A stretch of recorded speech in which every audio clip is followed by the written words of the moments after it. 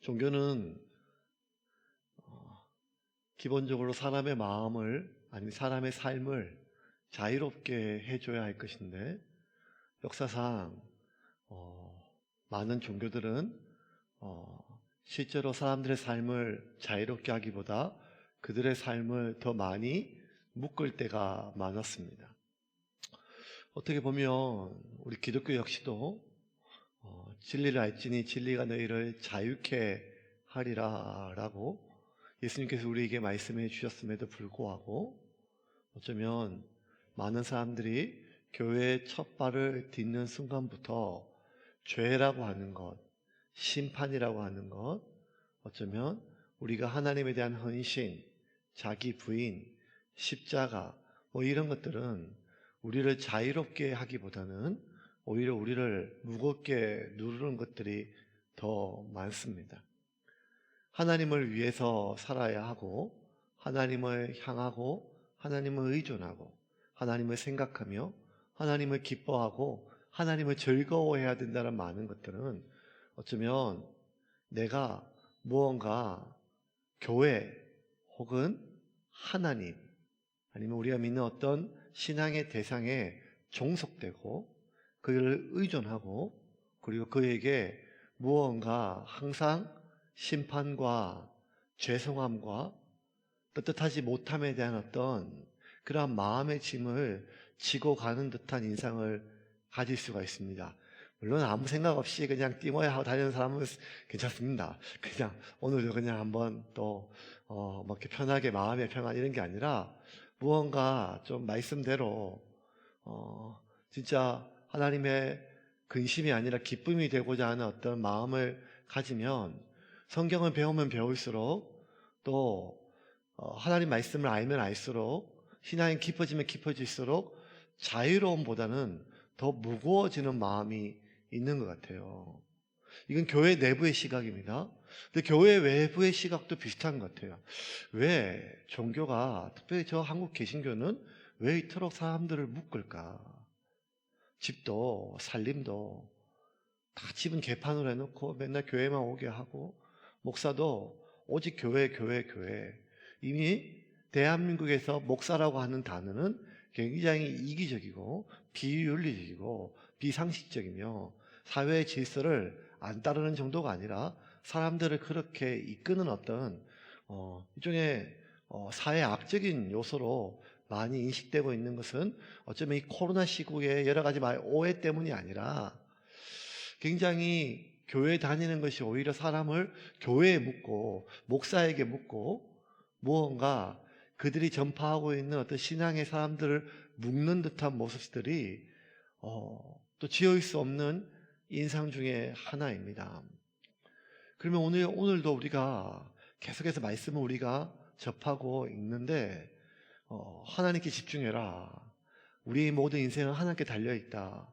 늘 하나님을 의식하고 하나님과 동행하며 살기 위하여 몸부림쳐라 라고 하는 말들은 어쩌면 인간의 자유로운 삶과 나의 어떤 즐거움 이런 것이 아니라 어떤 신에게 그리고 그 종교하는 대상에 기도하는 대상에게 우리를 묶는 것처럼 보일 수가 있습니다. 근데 여러분 여기서 하나 중요한 우리의 중심에 깨달아야 될 사실 하나 무엇인가 하면 결국 사람을 가장 깊이 오랫도록 원초적으로 무겁게 묶는 것은 무엇인가 하면 자기 자신입니다. 자기 자신이에요. 예수님이 누구든지 자기를 부인하고 예수님을 따라오라는 것은 너희들의 삶은 없어. 이제 나의 노예로 나만을 위한 삶을 살아라 이런 것이 아니라 하나님이 우리에게 명령한 대부분은 하나님을 위한 것이 아니라 우리를 위한 것이라는 것입니다. 그 길이 우리에게 참된 자유를 주기 때문입니다. 그리고 우리가 마지막까지 나의 마지막 자유를 묻고 있는 마지막 우리의 굴레는 결국 나 자신이라는 것입니다. 이런 거예요. 여러분은 요새 어디에 관심이 제일 많습니까? 누군가 오늘 저한테 저 자신에게 질문했어요. 오늘 설교 제목이 관심인데 나는 지금 어디에 관심이 있는가? 관심이 있는가? 예. 뭐 여러 가지 현 상황도 있고 코로나도 있고 다 있겠지만 결국 목사의 가장 큰 관심은 교회거든요. 교회예요. 그 성도에 있습니다. 성도에 있습니다. 이 교회와 성도에 대한 관심이 어쩌면 제 삶의 대부분을 지금 차지하고 있어요. 시간뿐만 아니라. 그러면 그렇죠. 목자는 양을 알아야 되고 목자는 자기 양의 형편을 알아야 하기에 목사가 교회를 생각하고 목사가 성도를 생각하는 것이 어쩌면 당연하고 또 귀한 일이 아니겠습니까? 그런데 왜 내가 그렇게 교회를 그토록 많은 시간을 그리고 생각의 많은 부분들을 대부분의 에너지를 성도들에게 쏟는가 하면 한 가지 이유죠. 그 교회가 하나님의 교회가 아니라 내 교회에 대한 관심이라는 거예요. 내 성도들에 대한 관심이라는 거예요. 물론 이거 귀하죠. 내 성도들에 대해서 관심을 쏟지 않는 사람도 있으니까요. 내 교회에 대해서 관심을 쏟지 않는 사람도 있으니까요. 하지만 그럼에도 불구하고 이것이 하나님의 교회, 하나님의 사람, 하나님의 양떼가 아니라 어쩌면 내 교회이기 때문에 내 성도이기 때문에 내가 관심과 시간과 모든 것을 쏟는다면 교회나 성도라고 하는 양이라고 하는 굉장히 고귀한 가치에 내 삶과 시간을 투자하고 집중하는 것처럼 보이지만 그건 역시 확장된 자기에 불과하다는 것입니다. 결국 나 자신.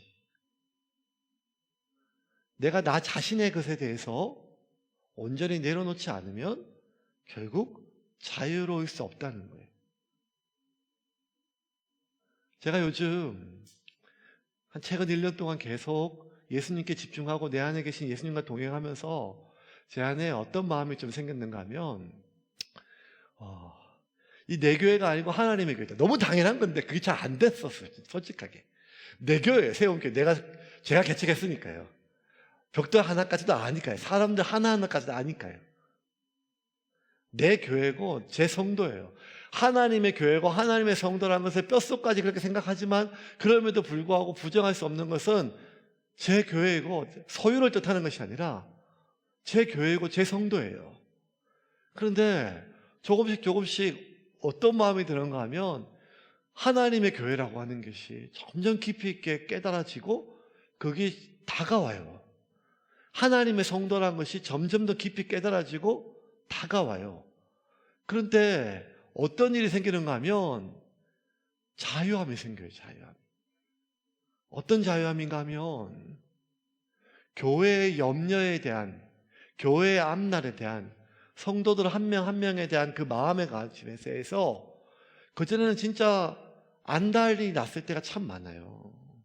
성도 한 명 한 명 한 명 한 명 늘어갈 때마다 그들의 마음을 읽고 그들의 마음이 교회를 향하여 혹시 떠날까봐, 저를 향한 마음이 떠날까봐 불안하고 안달이 났을 때가 참 많았는데 어느 순간부터 하나님의 교회고 하나님의 양이라고 하는 것, 내 것이 아니라고 하는 것으로부터 제가 그냥 종교적인 어떤 멘트가 아니라 제 진심에서 그런 것들이 우러나기 시작하니까 자유로움이 점점 생겨요.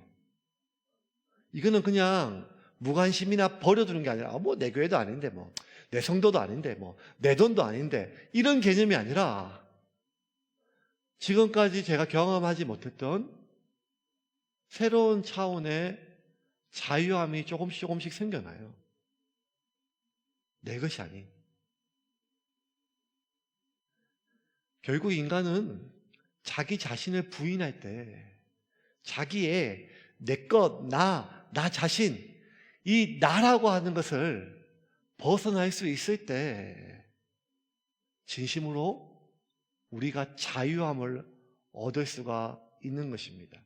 그렇지 않고 내 교회이기 때문에 내 성도이기 때문에 내가 내 모든 관심을 쏟는다면 결국 한순간에 나의 집착임을 드러나는 순간들이 반드시 온다는 거예요.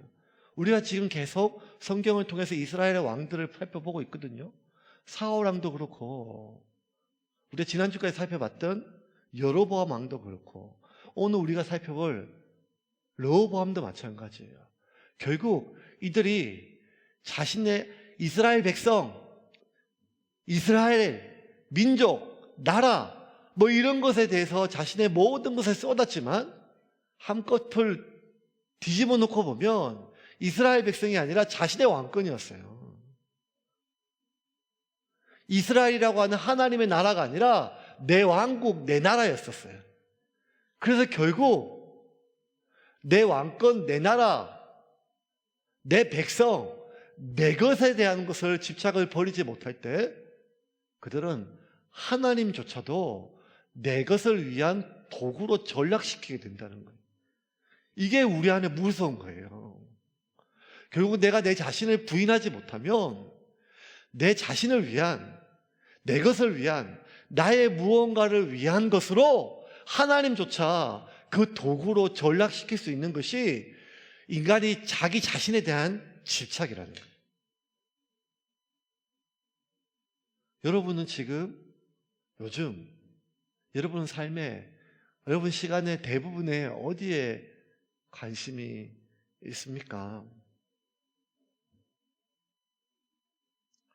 하나님께서 이스라엘 백성들에게 주셨던 명령들은 마음을 다하고 뜻을 다하고 목숨을 다하여 주 너의 하나님을 사랑하고 이와 같이 내 이웃을 내 몸과 같이 사랑하라.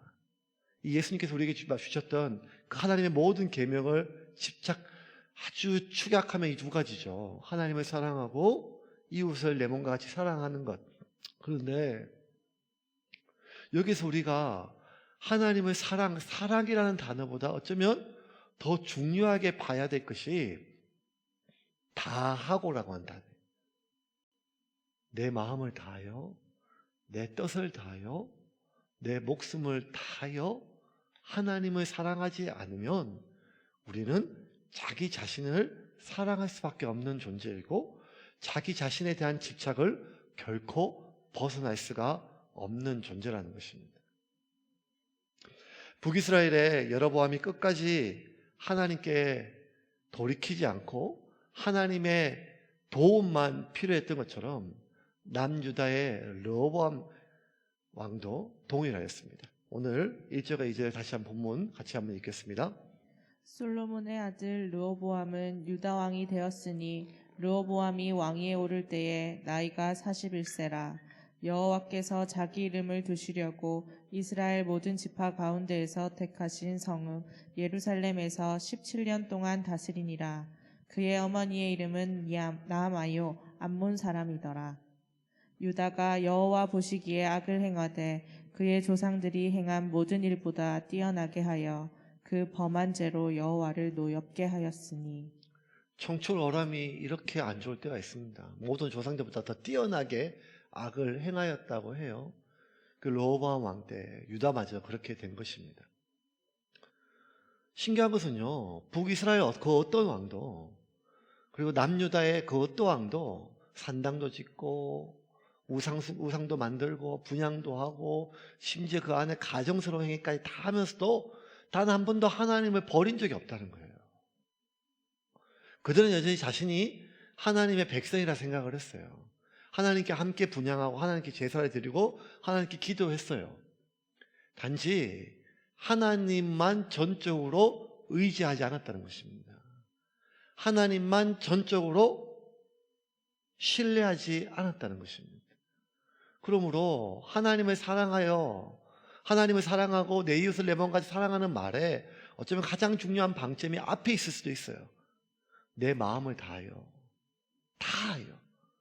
뜻을 다하여, 목숨을 다하여 하나님만을 사랑해야 되는데 이 북이스라엘 남유다는 진짜 자기가 사랑하는 건 자기 자신이고 자신의 왕권이고 자신의 그 왕조이기 때문에 내가 진짜 사랑하는 이 내 왕권을 위해서라면 하나님의 도움도 필요하고 바알의 도움도 필요하고 아세라의 도움도 필요했다는 것입니다. 이것이 북이스라엘과 남유다가 계속 악을 행하는 가장 중요한 이유입니다. 하나님을 배반한 것이 아니라, 하나님만이 아니라 자신의 왕권을 필요하다면, 자기를 위해서라면 하나님뿐만 아니라 그 무엇까지도 다 필요하다는 그들의 진심 어린 마음이었습니다. 르호보암이 처음부터 이런 것은 아니에요. 그가 정권을 잡고 초기 3년 동안은 신실하게 하나님의 말씀을 잘 따랐습니다. 하나님, 이 똑같은 본문, 똑같은 왕을 다른 관점에서 기록했던 역대기를 보면 르호보암 왕은 초기 3년 동안 하나님 말씀 율법을 잘 따랐대요. 왜냐하면 그 초기 3년 동안 북이스라엘의 여로보암이 온갖 산당을 짓고 분향하고 기존에 있는 제사장들을 무시하고 그들을 다 쫓아내고 자기가 세운 제사장으로 그 모든 산당들을 채웠을 때 북이스라엘에 있었던 수많은 제사장들이 다 남쪽으로 내려왔어요. 남쪽으로 내려왔던 제사장들이 그 3년 동안 이 르호보암이 이스라엘 백성들을 하나님 말씀 앞에 바로 세울 수 있도록 도와주었습니다. 역대기 11장 13절부터 17절 말씀 같이 읽겠습니다. 역대하 11장 13절 17절입니다. 온 이스라엘의 제사장들과 레위 사람들이 그들의 모든 지방에서부터 르호보암에게 돌아오되 레위 사람들이 자기들의 마을들과 산업을 떠나 유다와 예루살렘에 이르렀으니 이는 여로보암과 그의 아들들이 그들을 해임하여 여호와께 제사장의 직분을 행하지 못하게 하고 여로보암이 여러 산당과 수렴소 우상과 자기가 만든 송아지 우상을 위하여 친히 제사장들을 세움이라. 이스라엘 모든 지파 중에 마음을 굳게 하여 이스라엘의 하나님 여호와를 찾는 자들이 레위 사람들을 따라 예루살렘에 이르러 그들의 조상들의 하나님 여호와께 제사하고자 한지라. 그러므로 3년 동안 유다 나라를 도와 솔로몬의 아들 르호보암을 강성하게 하였으니 이는 무리가 3년 동안을 다윗과 솔로몬의 길로 행하였음이더라. 내려왔어요. 내려와서 그들이 제사장들이 하는 일이 뭐예요? 하나님 섬기고 예배하는 거 아니겠어요? 그리고 제사장들을 따라 그 북이스라엘의 그 우상 숭배를 용납할 수 없는 사람들이 남쪽으로 내려왔어요. 자신의 토지와 자신의 삶의 터전들을 포기하고서라도 내가 신앙을 위해서 이 우상 숭배는 내가 용납할 수 없다. 그게 왕이라 할지라도 하면서 남쪽으로 내려왔어요. 그 사람들이 집중해서 하나님의 예배를 바로 세우려고 했었어요. 근데 이때 르호보암의 왕의 필요와 뭐가 딱 맞아 떨어졌어요. 뭐가 떨어졌는가 하면 르호보암 왕이 젊은 신하들의 조언을 받아가지고 북이스라엘에 있는 그 수많은 그 장로들의 마음과 어긋났잖아요. 우리 아버지는 너희들에게 첫째로 다스렸지만 난 전갈로 너희들 다스리겠다. 뭐 이렇게 하면서 나를 더 섬겨라 하면서 북이스라엘 사람들이 다 마음이 틀어져가지고 르호보암과 완전히 갈랐었을 때 결국에는 이 이스라엘 백성들의 전후후무한 왕국 분열이라고 하는 엄청난 결과를 초래하였는데 그 결과를 초래한 것은 르호보암 왕의 어리석은 선택이거든요. 그 결과에 대해서 책임을 져야 돼, 정치적으로. 그러니까 자신의 왕권이 약화될 수밖에 없어요. 그런데 북이스라엘이 완전히 타락하기 시작한 거예요, 종교적으로. 그리고 제사장들이 대거 내려왔어요. 그래서 이제는 북이스라엘은 하나님을 숨기지 않는 패역한 민족, 타락한 민족, 저것들은 혼합된 종교, 이렇게 되니까 남유다만이 하나님을 온전히 섬기는 여호와 왕국이 된 거예요. 그래서 이 르호보암 왕이 왕국 분열되고 정치적으로 위기에 빠졌을 때 이 신앙의 순수성을 우리는 지키고 한다. 마치 모든 나라가 신사참배 찬성하였지만 우리 교단은 신사참배하지 않는다. 뭐 이런 것처럼 아주 그 제사장들과 함께 3년 동안 하나님의 예배를 더욱더 공고하게 세웠어요. 말씀의 반석 위에서 예배를 세우고 그렇게 하면서 이 왕국 분열로 인해서 르호보암의 왕권이 초기에 약화되어 있을 수 있었던 정치적 위기를 신앙으로 종교의 힘으로 타개할 수 있었어요. 3년 동안 나라가 왕권이 튼튼하게 섰어요. 예배도 온전히 서고 제사도 온전히 서고 특별히 솔로몬 후기에 남유다까지 뭐가 산당이나 뭐 이런 것들이 많이 더럽혀졌었는데 르호보암 초기에 그것을 바로 잡을 수 있는 기회가 생겼어요. 근데 문제는 이거예요. 그렇게 약해졌던 왕권이 3년 동안 좀 강화되니까요. 르호보암이 이제 본인의 정책을 펼쳐요. 왕권이 강해졌으니까요. 본인의 정책을 펼쳤던 첫 번째 정책이 무엇인가 하면 똑같이 북이스라엘 왕과 똑같이, 그리고 자기 아버지 솔로몬 왕과 똑같이 산당을 지었어요. 그리고 하나님이 더 이상 용납할 수 없는 선을 넘었어요. 남창, 창기까지 그렇게 그 산당에 두고 온갖 엄란한 일들을 제사라고 하는 이름으로 그 땅에 행하게 만들었습니다. 22절부터 24절입니다. 같이 읽겠습니다. 유다가 여호와 보시기에 악을 행하되 그의 조상들이 행한 모든 일보다 뛰어나게 하여 그 범한 죄로 여호와를 노엽게 하였으니 이는 그들도 산 위에와 모든 푸른 나무 아래에 산당과 우상과 아세라상을 세웠음이라. 그 땅에 또 남색하는 자가 있었고 여호와께서 이스라엘 자손 앞에서 쫓아내신 국민의 모든 가증한 일을 무리가 본받아 행하였더라. 남색하는 이러한 것들이 단순히 어떤 성적인 어떤 쾌락뿐만 아니라 그것이 산당에서 이루어졌어요. 왜냐하면 가나안 종교들의 특성이 바알과 아세라, 특별히 아세라 같은 경우는 이 모든 이 자연 만물의 풍요에 대해서 성과 결부시켰어요. 그것이 종교의식에 새겨졌어요. 그래서 그들이 바알과 아세라에게 숭배하는 그 예식 속에서 집단적으로 어떤 난잡한 난교가 막 이루어지기 시작했었어요. 그것이 하나의 그들의 재래의식이었어요. 그래서 그 아세라와 바알과 그 산당 주변에 마치 제사장처럼 성을 매개로 하는 그러한 어떤 종교적 성을 매음하는 그러한 남색하는 자들과 창녀들이 가득했었어요. 이것이 온 나라에 막 퍼지기 시작한 거예요. 더 기가 막힌 것은 오늘 본문의 마지막 24절에 나온 것처럼 하나님이 이스라엘 백성들이 가나안 땅에 들어갈 때 가나안에 있는 7 족속을 멸하고 쫓아내신 가장 중요한 이유가 그들의 우상 숭배와 이 패역한 죄악 때문이거든요. 이 우상 숭배와 이 음란한 패역한 죄악 때문에 이 가나안 땅에서 이 가나안 족속들을 몰아내는데 이스라엘 백성들을 도구로 사용하셨거든요. 그런데 이제 이스라엘 백성들이 하나님의 이름으로 이런 패역한 일을 하는 것을 하나님의 눈으로 다 목도하셨어요. 더 이상 견딜 수 없는 상태가 되었죠. 그런데 여러분, 이게 어떻게 가능할까요? 그래도 적어도 남유다는 아직 말씀이 바로 섰었어요. 3년 동안 북이스라엘에서 내려왔던 제사장들을 중심으로 르호보암이 말씀을 잘 가르치고 하나님 앞에 신실하게, 솔로몬 후기에 무너졌던 신앙들이 좀 바로 섰거든요. 개혁운동이 일어나고 부흥운동이 일어났었어요. 말씀이 섰단 말이에요. 하나님이 뭘 원하고 하나님이 뭘 싫어하는지, 뭐가 패역한지, 어떤 게 죄인지 이런 것들이 잘 바로 서는 시기였었어요. 그런데 그 3년이 지나자마자 온 땅에 이렇게 말도 안 되는 바알과 아세라 산당과 이 음란한 이 행위가 종교 예식으로 행해지는 일들이 이스라엘 백성들에게 전혀 끄리낌 없이 이루어졌어요. 이 일이 가능했던 백성들이 전혀 마음의 충돌 없이 이러한 일들이 가능했던 가장 중요한 첫 번째 이유는 그 일의 시작이 왕이었기 때문에.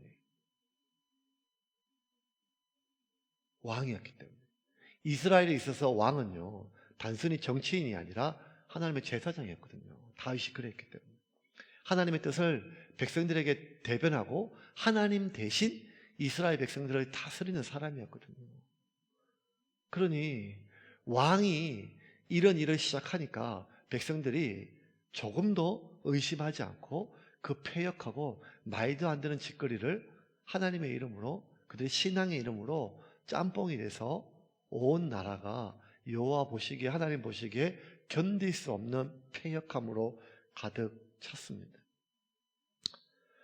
그 결과 하나님 더 이상 견딜 수 없어서 사람의 막대기를 사용하세요. 사람의 막대기 사용하셔가지고 이스라엘을 쳐세요. 하나님이 사용하셨던 막대기 첫 번째는 애굽이었어요.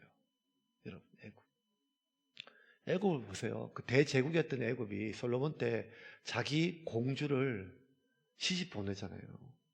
그 정도로 이스라엘이 강대국이었는데 이제 원래 나라에 감추었던 모든 영광이 다 잃어버리고 솔로몬 시대에 그 성전에 있었던 엄청난 그 수많은 금 방패는 고사하고 다 뺏기고 노수로 만들었던 방패를 들고 들을 정도로 이스라엘이 완전히 폭망했어요.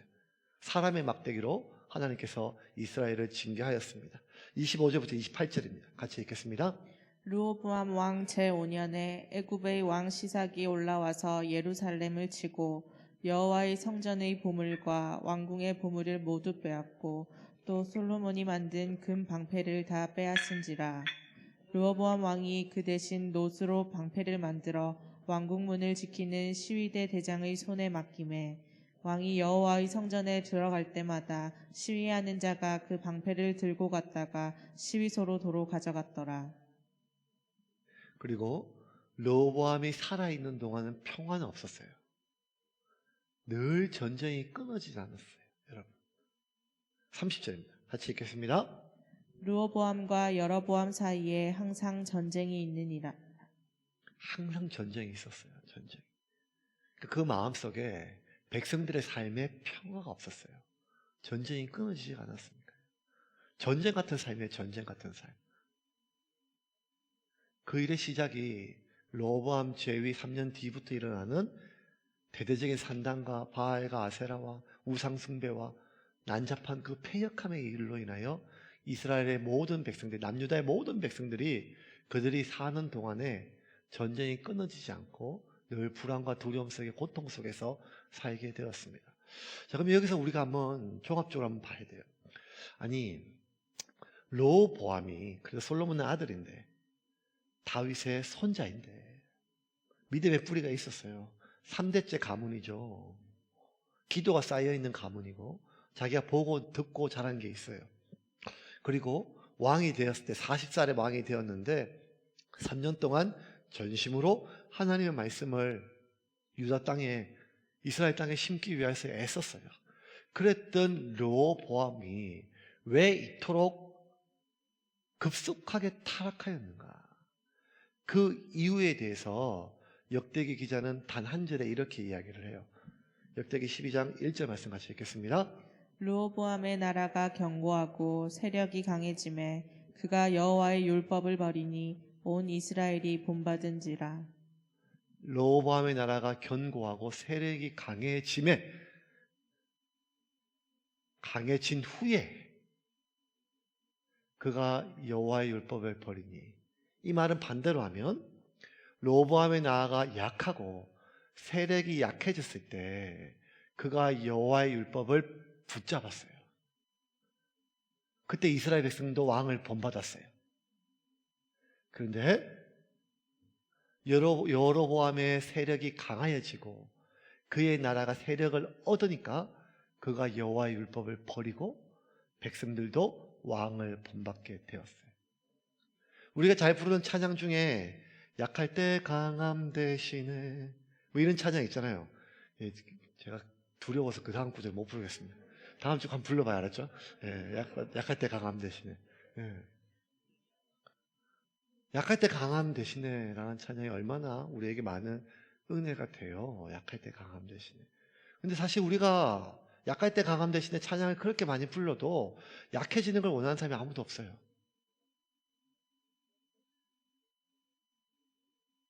하나님 강하게 해주세요.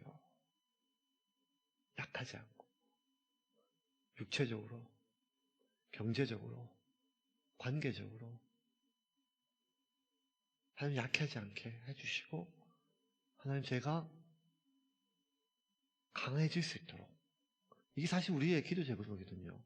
근데 성경은 늘 우리에게 약한 것이 좋은 것은 아니지만 우리가 약할 때 하나님을 의지한다고 하는 사실은 아담 이후에 타락의 피를 가지고 있는 인간의 본성에 가장 적합한 말이에요.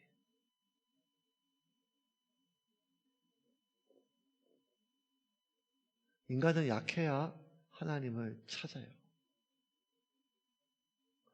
인간이 전심으로 하나님을 사랑하지 않더라도 자신이 약해서 자신의 필요에 의해서 하나님을 찾으면, 하나님을 사랑하지는 않지만 자신의 필요에 의해서 하나님을 찾으면 타락까지는 안 가요.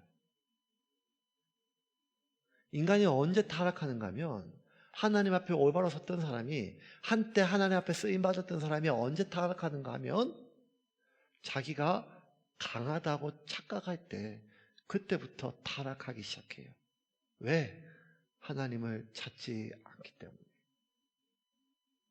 하나님을 사랑하는 사람은 하나님을 찾든 안 찾든 늘 하나님을 향해 있어요. 하나님 사랑하니까요.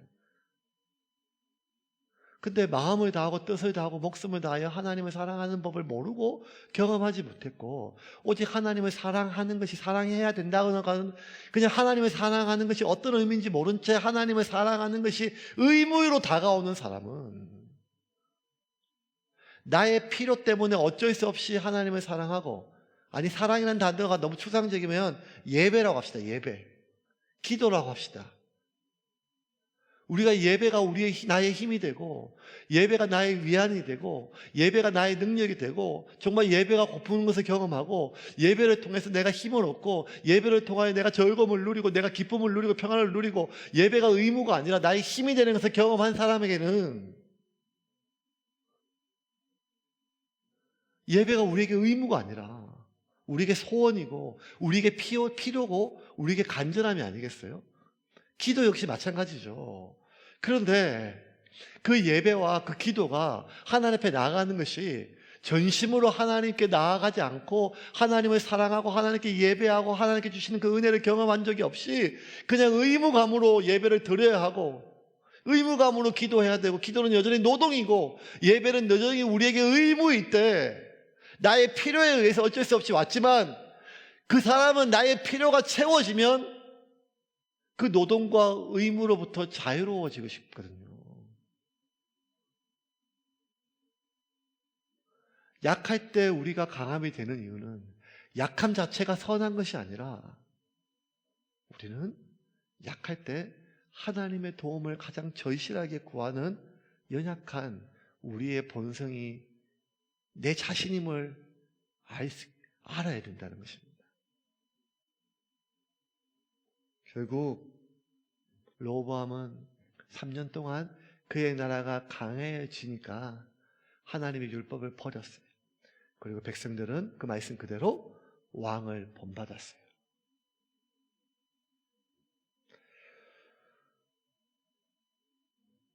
역대 기자는 마지막까지 르호보암이 하나님을 버리지 않았다고 해요. 하지만 그의 마지막 모든 삶은 그 이전에 있었던 그 어떤 조상들보다 하나님 앞에 패역한 삶이었대요. 왜? 그 가장 큰 이유를 14절의 한 절로 다시 이렇게 르호보암의 인생을 요약합니다. 14절 말씀 같이 읽겠습니다. 르호보암이 악을 행하였으니 이는 그가 여호와를 구하는 마음을 굳게 하지 아니함이었더라. 르호보암이 악을 행하였으니 이는 그가 여호와를 구하는 마음을 굳게 하지 아니함이었더라. 이 메시지 성경을 조금 다 자세히 좀 볼게요. 제가 읽어볼게요.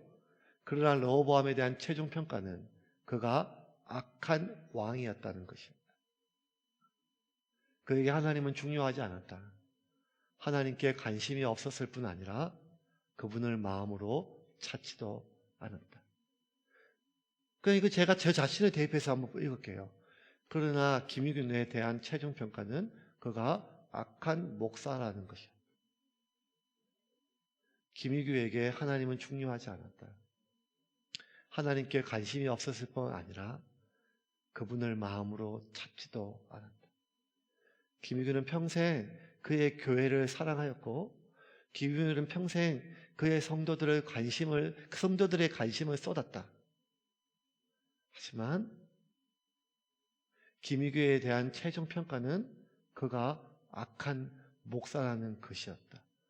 만약 제 마지막 평가가 이렇다면, 평생 나는 이 교회에 관심을 쏟고 평생 나는 이 성도들에게 관심을 쏟고 모든 것을 쏟았음에도 불구하고 어느 순간 하나님 앞에 내가 섰을 때 나에 대한 최종적 평가가 김유규에 대한 최종적 평가는 악한 왕이었다.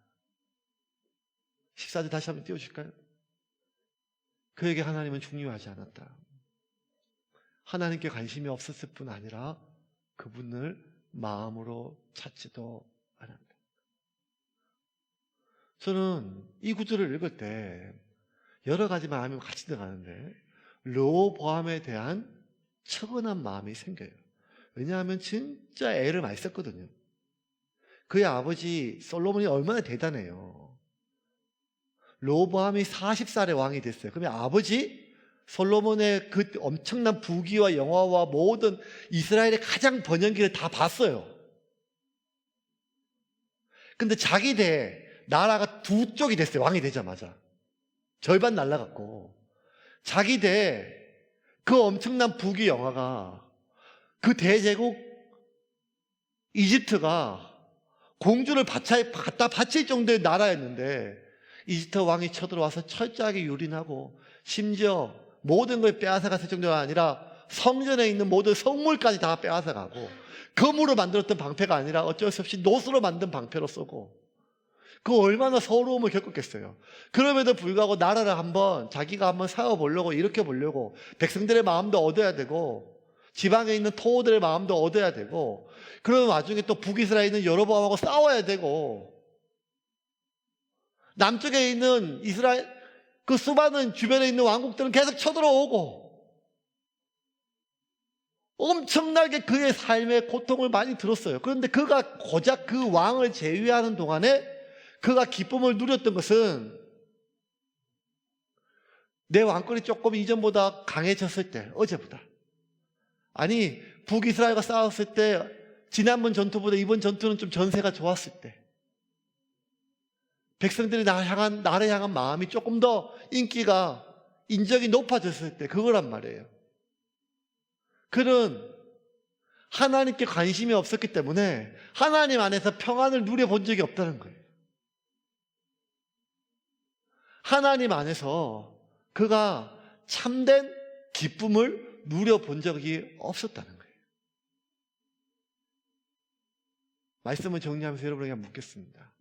14절 다시 한번 마지막 구절 꽂아줄까요? 그러나 르호보암 왕에 대한 최종 평가는 그가 악한 왕이었다는 것이었다. 그에게 하나님은 중요하지 않았다. 하나님께 관심이 없었을 뿐 아니라 그분을 마음으로 찾지도 않았다. 여러분, 우리가 르호보암은 하나님께 관심이 없잖아요. 늘 하나님께 도움을 구했어요. 전쟁이 날 때마다 하나님 도와주십시오. 남쪽에 있는 적국들이 쳐들어올 때 하나님 도와주십시오. 수많은 백성들이 자기를 향하여 마음을 떠났을 때 그는 하나님께 도움을 구했어요. 그런데도 그는 하나님이 관심이 아니라 그의 관심은 자신의 왕권이었어요. 그의 관심은 나에 대한 백성들의 신뢰가 인정이었다는 것입니다. 여러분,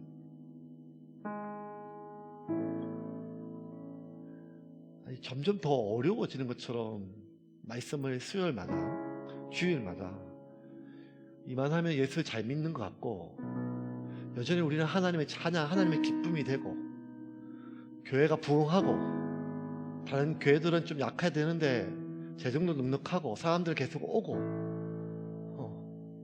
뭐 이런 것을 우리가 자부심을 느끼고 기쁨을 누리고 하나님 앞에서 착하고 충성된 종아 잘할 때다, 이런 말씀들이 우리가 위로가 돼야 될 건데 자꾸만 더 무거운 마음이 되게 만드는 것 같아서 저도 마음이 무겁습니다. 하지만 그럼에도 불구하고 여러분, 위장된 평화가 우리에게 영원한 평화를 주는 것이 아닙니다. 그리스도인의 참된 평화는 우리가 하나님과 연결될 때밖에 없습니다. 세상이 줄 수도, 세상이 알 수도 없는 평화를 하나님이 우리에게 주시는데, 세상이 줄 수도 있고 세상이 알 수 있는 그런 평화 정도의 만족함을 얻기 위하여, 그 정도의 평안을 얻기 위하여 우리가 이렇게 고생할 필요는 없는 거 아니겠습니까? 그런 평안은 오직 하나님만이 우리에게 주시고, 그런 기쁨은 우리가 오직 하나님과 연결될 때만이 누릴 수가 있는 것입니다.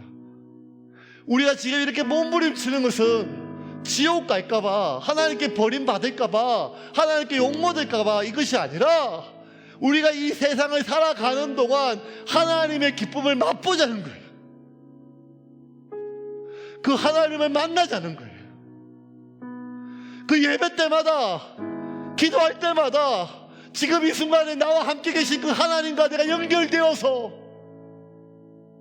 그 어떠한 감동적인 설교가 아니라 그냥 하나님으로의 연결됨으로 인하여 하나님 한 분 외에는 설명할 수 없는 내 삶의 이유를 발견하고 하나님 한 분 외에는 내가 누릴 수 없는 그 평화와 기쁨을 누릴 때 예배는 우리에게 의무가 아니라 기쁨이 되는 것입니다. 기도는 우리에게 노동이 아니라 우리에게 삶의 호흡이 될 수 있는 것입니다. 여러분의 관심은 지금 어디에 있습니까? 지금 여러분의 관심은 어디에 있습니까? 하나님은 지금 여러분의 그 관심을 위한 도구입니까? 아니면 하나님이 여러분의 관심입니까? 오늘 이 밤에 기도할 때 하나님, 마음을 다하여 하나님을 알게 하여 주시옵소서. 뜻을 다하여 하나님을 사랑하게 하여 주시옵소서. 내 목숨을 다하여 하나님을 사랑하고 그 하나님 안에서 진심으로 나를 놓아주고 참된 자유를 누릴 수 있도록 인도하여 주시옵소서. 그렇게 기도하는 여러분이 되기를 주님의 이름으로 축원합니다.